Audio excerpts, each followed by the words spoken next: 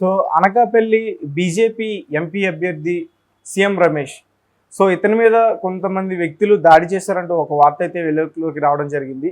So ఆ దాడి చేసింది ఎవరు అంటే పార్టీ వారా లేకపోతే అతనికి వ్యక్తిగతంగా ఎవరైనా విభేదాలు ఉండి వాళ్ళు దాడి చేశారా? దీన్ని అంతటిని ఎలా చూడాలంటారు? యాక్చువల్గా ఇది పెద్ద సంచలనం సృష్టించింది. ఎందుకంటే ఆయన సీఎం రమేష్ ఎప్పటి నుంచో రాజ్యసభ సభ్యుడు, ప్లస్ ఇప్పుడు ఎంపీగా కంటెస్ట్ చేస్తున్నాడు అనకాపల్లి నుంచి బీజేపీ తరఫున, కూటమి తరఫున. సో ఆయన మీద దాడి జరిగిందని వార్త వస్తుంది. వీడియో కూడా వైరల్ అయింది. ఆయన షర్ట్ కూడా చినిగిపోయింది. సో పైగా ఆయన మీద దాడి జరిగి ఆయననే అరెస్ట్ చేశారు పోలీసులు.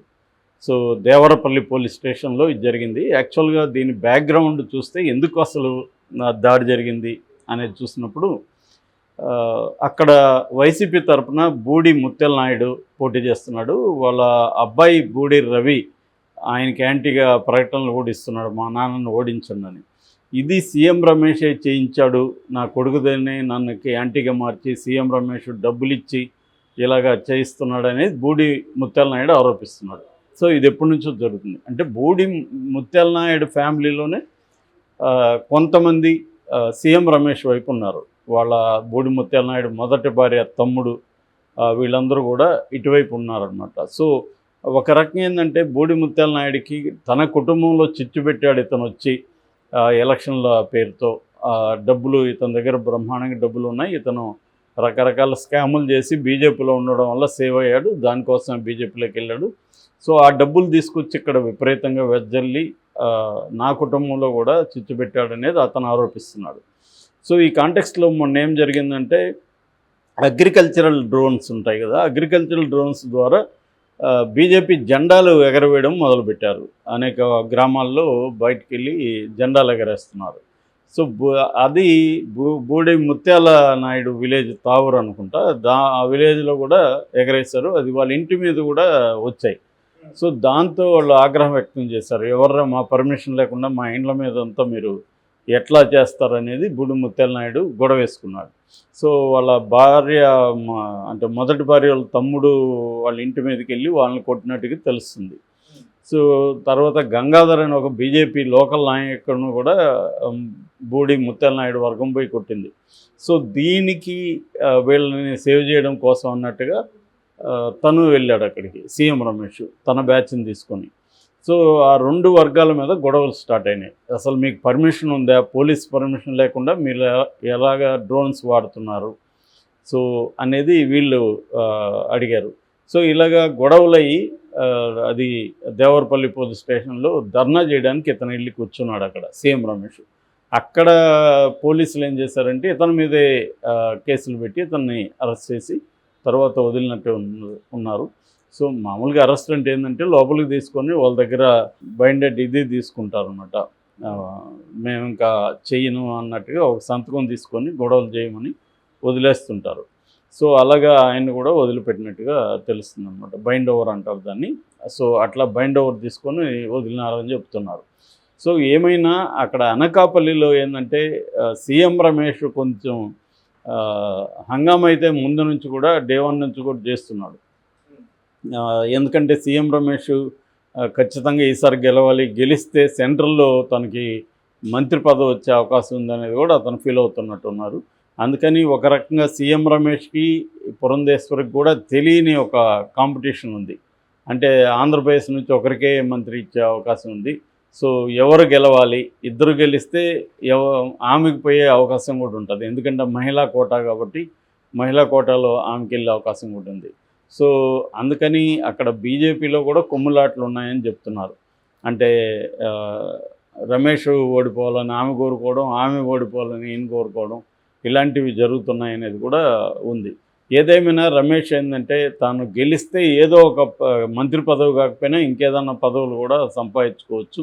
ఎందుకంటే ఆయనకి డైరెక్ట్గా ఇటు మోడీతోనూ డైరెక్ట్గా అమిత్ షాతోనూ రేపో ఉంది. మనం చూసాము చాలాసార్లు ఆయన ఫ్లైట్లోనే చంద్రబాబు ఢిల్లీ వెళ్ళడం, అక్కడ కలవడం, వాళ్ళ మీటింగ్ ఏర్పాటంతా కూడా రమేష్ చూసుకోవడం. ఇట్లా ఆయన ఎందుకంటే బిజినెస్ మ్యాన్, డబ్బులు ఉన్నాయి. సో అనేక రాష్ట్రాల్లో ఆయనకు వ్యాపారాలు ఉన్నాయి. ఆ మధ్య కూడా మనం చూసాము మన హిమాచల్ ప్రదేశ్లో కూడా ఆయనకు 1000 కోట్ల పైన కాంట్రాక్ట్ వచ్చింది. అందుకని ఆయన 30 కోట్లు కాంగ్రెస్ పార్టీకి ఆయన ఫండ్ ఇచ్చినట్టుగా కూడా మనకి న్యూస్ వచ్చింది. అంటే ఆ బాండ్, ఎలక్ట్రల్ బాండ్లో 30 కోట్లు ఈయనుకొని కాంగ్రెస్ పార్టీకి ఇచ్చారు.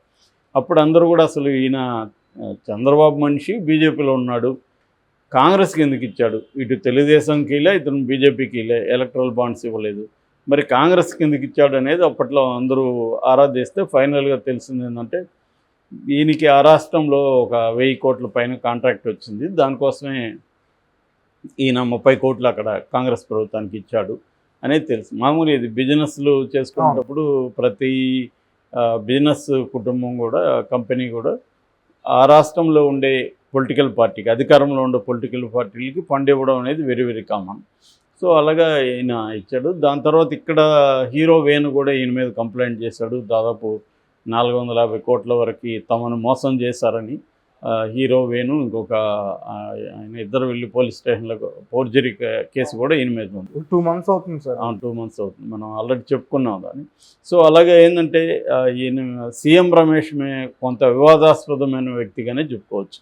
అంటే ఈ మధ్యకాలంలో ఇలాంటి బిజినెస్ పీపుల్ బాగా పెరిగారు ఇండియాలో. ఎందుకంటే వాళ్ళు ఎలక్షన్లో యాక్టివ్గా ఉంటారు, ఇటు రాజకీయాల్లో ఫుల్గా యాక్టివ్గా ఉంటారు, ఇటు వ్యాపారాల్లో కూడా యాక్టివ్గా ఉంటారు. మనం లగడపాటి రాజగోపాల్ని చూసాము, ఇక్కడ వివేక్ ఫ్యామిలీ చూసాము. వీళ్ళందరూ ఏంటంటే వ్యాపార ఫ్యామిలీస్, బట్ బిజినెస్లో కూడా యాక్టివ్గా ఉంటారు. అట్లాగే ఇప్పుడు పెమ్మసాని చంద్రశేఖర్ ఒక సంచలనం క్రియేట్ చేశాడు. ఆయనైతే విపరీతంగా కోట్లు కుమ్మరిస్తున్నారని చెప్తున్నాడు. గుంటూరు ఎంపీ అభ్యర్థి తెలుగుదేశం తరఫున. అట్లాగే మన అనంతపురం జిల్లాలో, సత్యసాయి జిల్లాలో ఆయన పేరు సురేంద్ర. సో ఇలాగా డబ్బున్న బ్యాచ్ విపరీతంగా, అంటే 1000 కోట్ల లేకపోతే 100 కోట్ల డబ్బులున్న వాళ్ళు ఎంపీలు, ఎమ్మెల్యేలుగా కంటెస్ట్ చేయడం వల్ల ఇంతకు ముందు కంటే ఈసారి విపరీతంగా డబ్బు ప్రవహిస్తుంది. అందుకని ఇప్పటికే దాదాపు 300 కోట్ల వరకు పట్టుబడిన డబ్బులే అంత ఉంది. ఓకే. సో పట్టుబడింది 300 అంటే ఈజీగా అక్కడ ఎంత 1000 కోట్లు అయితే ప్రవహిస్తూ ఉంది. సో అందువల్ల కూడా ఇక్కడ బాగా టైట్ ఉన్నప్పుడు ఏమవుతుందంటే ఎవరు గెలుస్తారు అనే దానికి కొద్దిగా కష్టపడితే మనం గెలుస్తాం అన్న పద్ధతి ఉంది. సో వాళ్ళు ఎంత ఇచ్చారు, మనం ఎంత ఇచ్చాము అన్నది ఇప్పుడు ఒక చూసుకుంటున్నారు. ఎందుకంటే ఎవరైనా ఒకరిచ్చి ఇంకొకరికి పోతే తీసుకున్న అతను హర్ట్ అవుతాడు. ఎందుకంటే నేను అంతా ఇదే, నన్ను కేర్ చేయరా వీళ్ళు అన్న ఫీలింగ్. కనీసం అతనికి ఒకడు 10,000 ఇస్తే ఇతను 5,000 అన్న ఇస్తే అతను ఈగో సాటిస్ఫై అవుతుంది తీసుకున్నాడు. ఇప్పుడు అలాగే అయిపోయారు ఓటర్స్ కూడా. ఏంటంటే డబ్బులు ఇస్తే వాళ్ళేమి ఓట్లు వేయట్లేదు. డబ్బులు ఇవ్వడం అనేది నెసరీ కండిషన్, అంటే అందరూ ఇవ్వాల్సిందే. అయితే సబ్సిడెంట్ కండిషన్ ఏందనేది తెలీదు. వాడికి ఇంట్రెస్ట్ ఉండే వాళ్ళకి వేస్తారు, 2 దగ్గర డబ్బులు తీసుకుంటారు, తనకు నచ్చిన వాళ్ళకి వేస్తారు.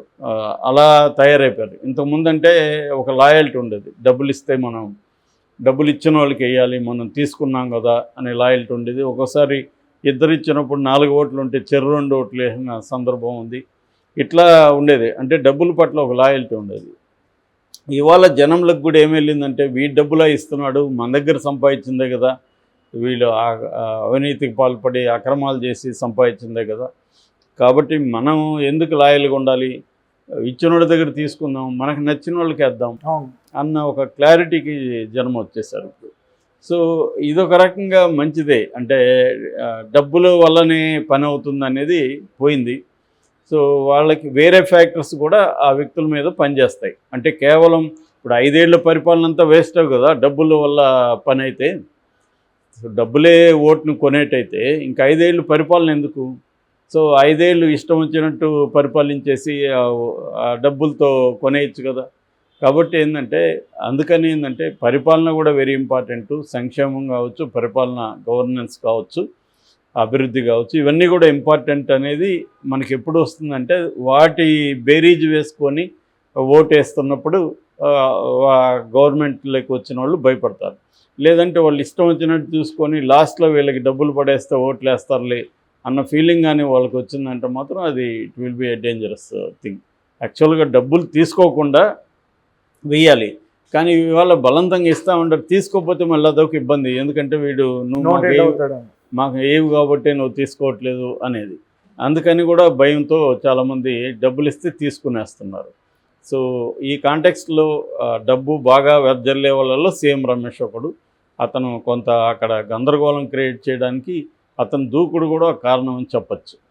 సార్ అంటే ఎలక్షన్ కోడ్ నడుస్తుంది కదా, అరెస్ట్ చేయడం వల్ల తనకి ఇబ్బంది అయ్యే అవకాశం ఉంటుంది. ఇబ్బంది ఏం లేదు. ఇది అంటే అరెస్ట్ అంటే దీని ఆయన మామూలుగా ఇట్లాంటి చిన్న గొడవలు జరిగినప్పుడు ఇరు వర్గాలు కంప్లైంట్ చేసుకుంటారు, ఇరు వర్గాల్ని అరెస్ట్ చూపించి వదిలేస్తారు. కాకపోతే ఇక్కడ ఏంటంటే ఇక్కడ తెలుగుదేశం మీడియా దీన్ని విపరీతంగా హైలైట్ చేస్తుంది కాబట్టి సీఎం రమేష్ పైగా మీడియాకి కూడా బాగా అడ్వర్టైజ్మెంట్లు ఇవన్నీ ఇస్తున్నాడు కాబట్టి ఆయన విపరీతంగా హైలైట్ చేస్తున్నారు.